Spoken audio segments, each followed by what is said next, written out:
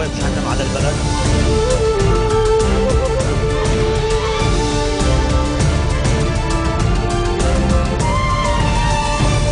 Bonjour à tous et merci de nous rejoindre sur Futur TV pour cette édition spéciale consacrée à la situation à Tripoli. Voici les titres de ce journal.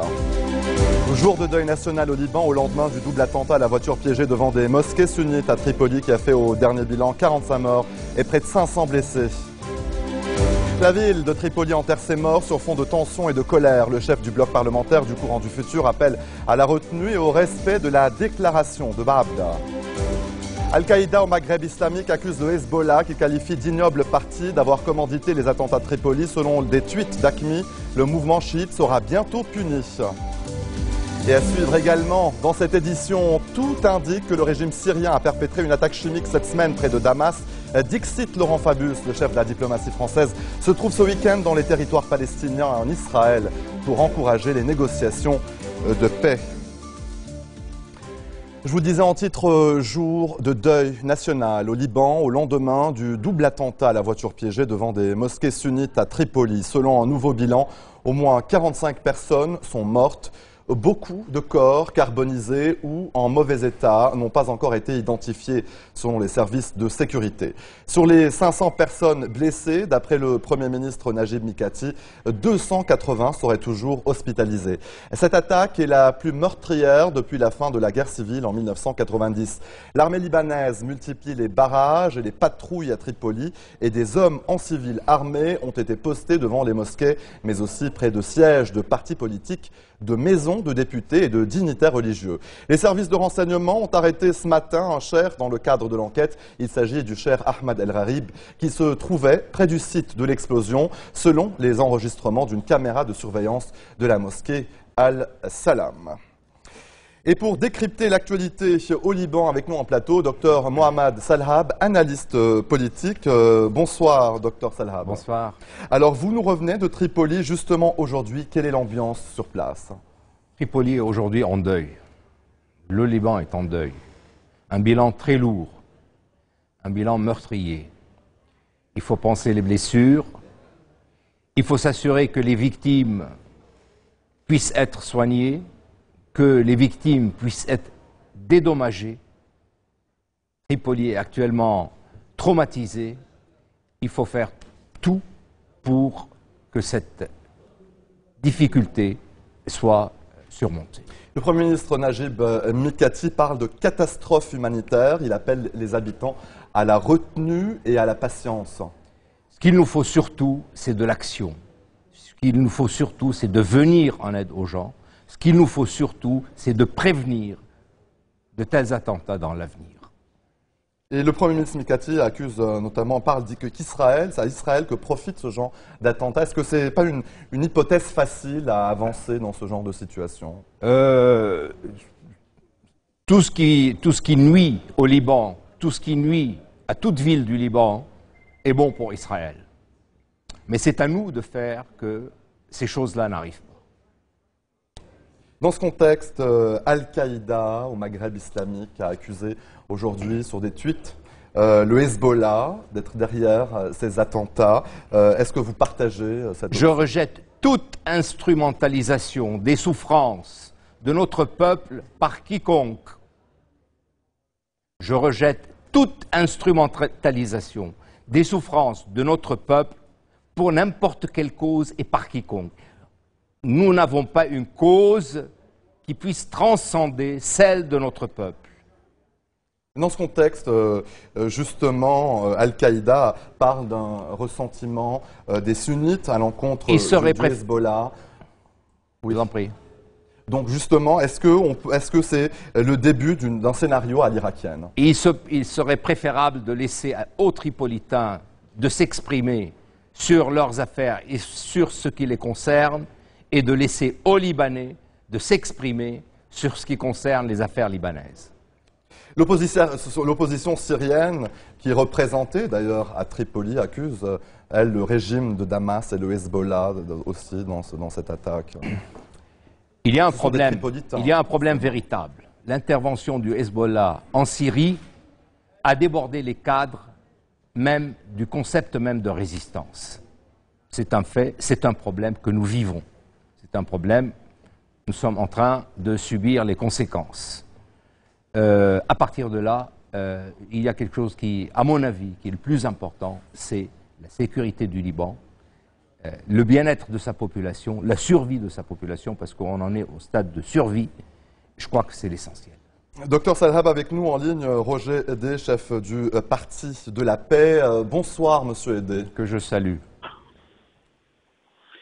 Monsieur Edé, est-ce que vous m'entendez?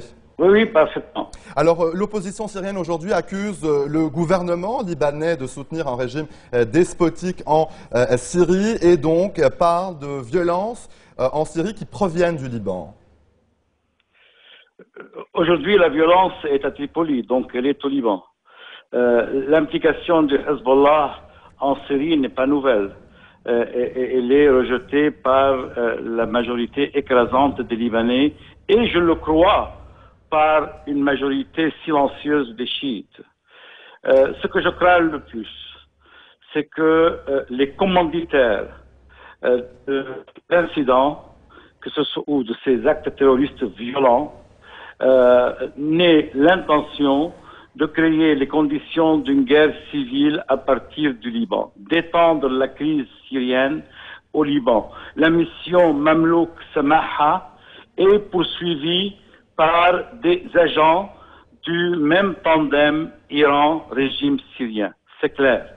Je ne veux pas qu'on accuse le Hezbollah, car il y a des raisons de penser pour l'opinion publique, après le discours de Nasrallah, parlant le lendemain de l'explosion du Ruwais, qu'il y aura des explosions ailleurs, similaires. Je ne veux pas que cela soit mal interprété. Je ne veux pas également que les relations connues de Cheikh Mounara avec le Hezbollah, avec le régime syrien, ne soient une raison pour accuser le Hezbollah et provoquer les conditions de guerre civile au Liban. Il s'agit aujourd'hui d'un éveil libanais qui a besoin de mobiliser la communauté internationale afin que finalement cette communauté agisse en Syrie et au Liban. L'absentéisme du président Moubarak, du président Barack Obama, est un absentéisme depuis le départ du président Moubarak qui est grave pour toute la région. L'Europe ne peut pas agir toute seule. Les États-Unis ont besoin de faire ce qu'elles ont fait en Yougoslavie pour la Syrie. Ils ont besoin d'agir également pour l'application de résolutions des Nations Unies pour le Liban qui est protégé.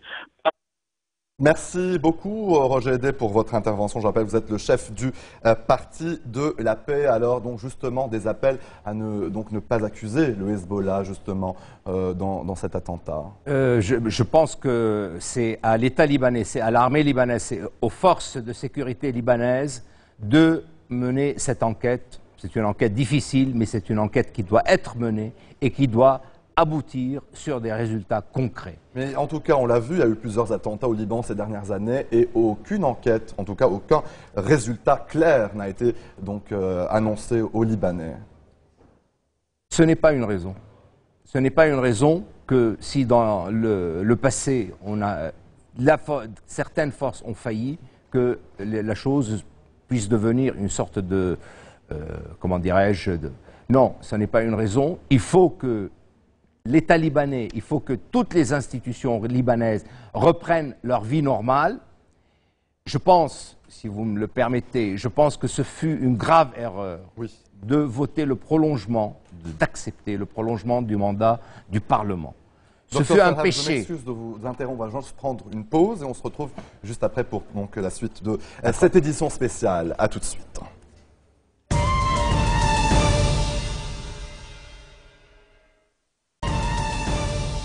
Retour sur le plateau de l'info avec nous, donc Mohamed Salhab, analyste politique. Justement, on parlait avant la pause de ce vide sécuritaire engendré par cette absence des institutions, ce blocage, notamment après la prolongation du mandat du Parlement. Oui, ce qui est inquiétant, ce qui me paraît très inquiétant, c'est que nous vivons depuis un moment au Liban d'une sorte de délitement de l'ensemble des institutions libanaises. C'est très grave. Je pense que le prolongement du mandat, qui a été décidé d'ailleurs, c'est un autoprolongement, chose assez étonnante. Le prolongement du mandat du Parlement a été quand même une question très grave. Ça a été suivi par un péché, un véritable péché pour la démocratie libanaise, qui fut le fait de ne point permettre au Conseil constitutionnel, cette haute autorité morale et juridique, de jouer son rôle pleinement. Je crois que ce sont là de très graves erreurs qui ont conduit à paralyser l'ensemble de la vie démocratique dans ce pays et l'ensemble du fonctionnement des institutions de l'État. À partir du moment où le manque de légitimité touche le cœur même de la légitimité dans un pays, je veux parler du Parlement qui doit être élu par le peuple, à partir de là, le délitement des institutions peut devenir extrêmement rapide et extrêmement grave. Moi, je pense que tout ce qui nous rapproche de nouveau de la vie normale des institutions à l'intérieur de l'État, eh bien, c'est quelque chose que nous devons faire en tant que Libanais. Et quelle place, justement, quel rôle pour le président de la République qui doit s'exprimer, d'ailleurs, ce soir à la télévision? Je crois que le président de la République a déjà fait beaucoup de choses. C'est lui qui a été à l'origine du recours devant le Conseil constitutionnel contre le prolongement du mandat du Parlement. Il a été à l'origine, il a été de l'initiative pour la déclaration de Maabda, qui a été signée par tout le monde, mais qui malheureusement n'est pas respectée par une partie de ses signataires. Justement, n'a-t-il pas quelque part les mains liées? On parle d'un président marionnette. Non, je refuse ce terme. Le président de la République, c'est la haute autorité morale qui est le symbole de l'unité de ce pays et qui est le symbole de l'autorité de ce pays. Il fait de son mieux, il a des difficultés, mais il fait son travail. Le patriarche maronite Shaharahi se dit inquiet d'un projet de destruction du monde arabe et d'un projet d'augmenter les conflits interconfessionnels, notamment sunnites-chiites. Je pense que c'est une réflexion d'un homme sage, d'une autorité morale, d'une très grande autorité morale dans ce pays. Mais j'espère que les choses vont dans un autre sens, j'espère que les choses vont dans le sens de l'unité de ce pays, du Liban en premier. Mais selon le ministre de la Défense, Faizer Hosson, on se dirige vers plus d'attentats et d'actes terroristes. Le ministre Hosson est une personnalité remarquable, c'est un ami, mais je lui demande qu'est-ce que nous faisons, qu'est-ce que vous faites face à cette situation? Justement, il y a plusieurs voix qui s'élèvent, en tout cas ces dernières semaines, ces derniers mois, de l'absence de l'État. On l'a vu sur plusieurs et divers incidents, que ce soit à la frontière libano-syrienne, à Tripoli. Est-ce que ce vide sécuritaire, ce vide des institutions, pourrait mener le Liban vers la destruction? Évidemment, si les autorités laissent faire. Si les autorités laissent faire, parce qu'il est évident qu'il y ait une visée agressive contre notre pays. Il y a une visée agressive qui souhaite la destruction, qui souhaite des problèmes pour notre pays. Le mot de la fin, il nous reste quelques secondes. Eh bien, je souhaite que l'État reprenne tout son rôle, que les forces de l'État, que toutes les forces de l'État, les forces morales, mais aussi les forces de sécurité, mais l'armée aussi, qu'elle reprenne tout son rôle pour la sauvegarde de ce pays. Merci Mohamed Salhab, analyste politique, d'être venu sur notre plateau pour décrypter l'actualité au Liban de ces derniers jours. Et voici tout de suite le rappel des titres qui ont marqué l'actualité de cette journée. Jour de deuil national au Liban au lendemain du double attentat à la voiture piégée devant des mosquées sunnites à Tripoli qui a fait au dernier bilan 45 morts et près de 500 blessés. La ville de Tripoli enterre ses morts sur fond de tension et de colère. Le chef du bloc parlementaire du Courant du Futur appelle à la retenue et au respect de la déclaration de Maabda. Al-Qaïda au Maghreb islamique accuse de Hezbollah qu'il qualifie d'ignoble parti d'avoir commandité les attentats de Tripoli selon des tweets d'Aqni. Le mouvement chiite sera bientôt puni.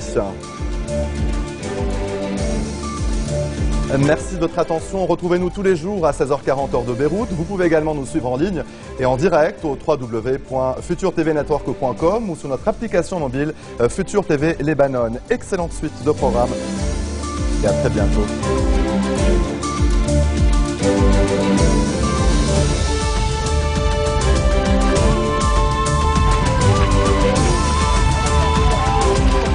فتحنا ابواب اللهيب، ابواب جهنم على البلد.